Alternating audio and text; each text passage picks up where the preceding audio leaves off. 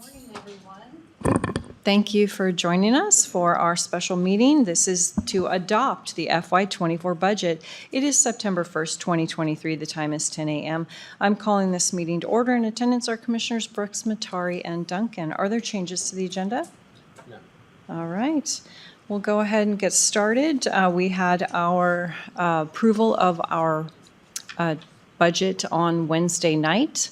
And even though it was a 2-to-1 vote, it is our budget coming up. And so I will be voting to adopt the budget that the BOCC has agreed upon. Item 1, adoption of Resolution 2023-73 for Kootenai County FY24 budget. Any discussion? Well, I don't have any unless anyone else does. You need to put that thing up. There you go. Yep. It's the two on buttons. Yep, I don't two on have buttons. any unless anyone else does. Any what? I don't have any questions unless No anyone else questions. does Okay, with this. then I would take a motion. I move that we approve or adopt Resolution 2023-73 for Kootenai County FY24 budget.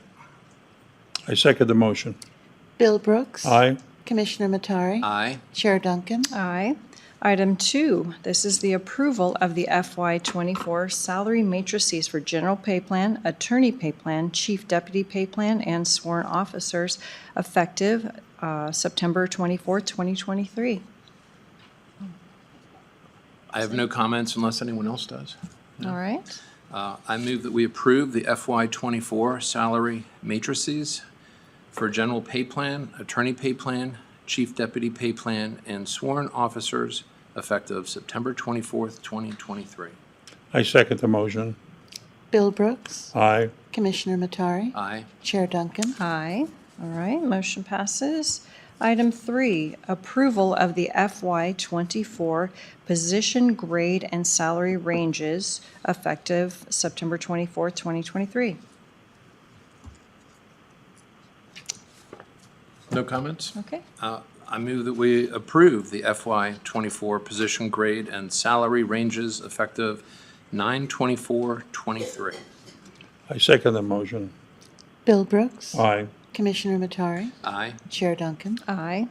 Item 4, approval of elected official salaries effective 9/24/23 and adopt resolution 2023-72. And the only comment I would have here is I did not get any takers on my, from the other elected officials to not accept the salary. So I will abide by the decision of the board. Questions? Yeah, the only comment I would have is that I just don't feel that the elected officials, because they don't have any say, it's not in statute.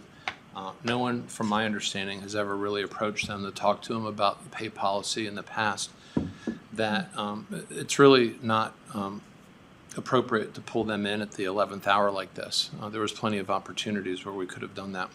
But with that said, I do hope and look forward to working with the board and perhaps the elected officials as well on developing a really good policy that we can look at and rely upon in the future.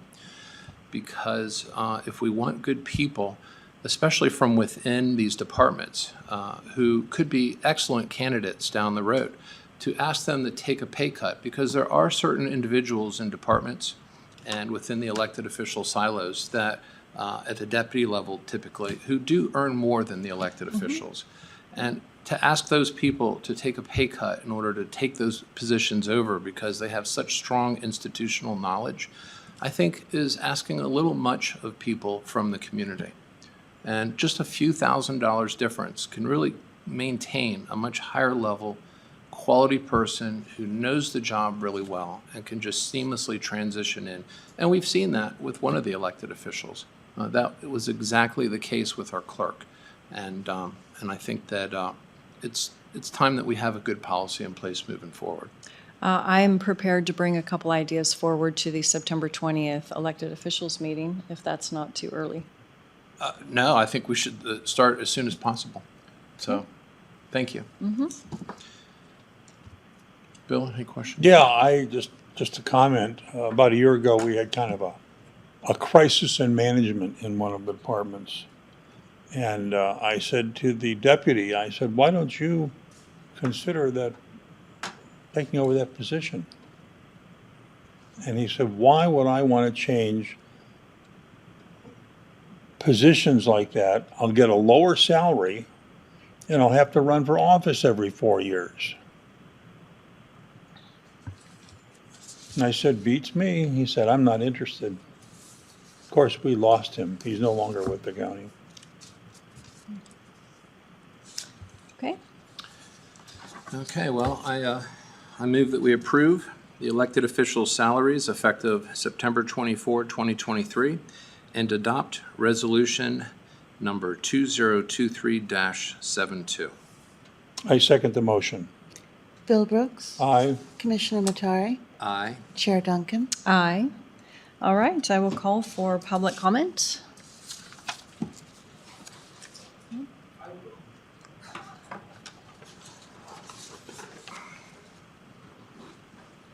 Hi, William Lee again. So it sounds like you guys want to bring like some parity between like the deputies or right-hand people of elected officials, their salary up to, well, like if they are a deputy and they get elected, they should be making more money. I'm not sure if I agree with that logic because I think, not to get too ideological, but I think the American form of government supports the idea of regular Americans becoming elected officials. So it should be open to any American to become an elected person. I do think there's some danger with placing too much of a premium on institutional knowledge. I think over time, I think that leads to a degradation of them being able to do what they need to do in their mandated office. I think always keeping it in-house and always promoting people in-house has its own set of problems. I'm not saying this is a bad idea, but just kind of just a road sign. I just want to just bring up a road sign that this, I don't know if there's a total, like it should be just, like if they go from deputy or right-hand person to elected person, I don't know if that should mean that they should have a higher salary. That's all. Thank you. Okay, thank you. All right, anybody on the phone? Anybody join us by Still phone? have, Oh, okay.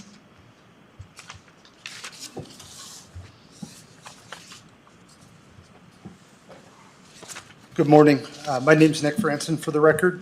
I'd like to thank the BOCC for the opportunity to speak on behalf of the Kootenai County Sheriff's Office, Employee Association, or FOP Lodge 43.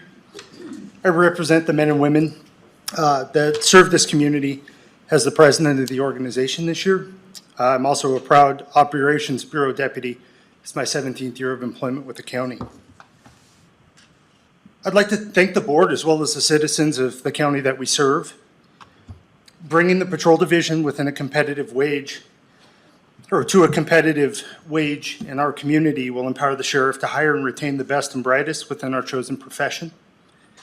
This will reinvigorate the men and women who serve, alleviating some of the stressors and uncertainty of the current financial situation that so many in our community are struggling with.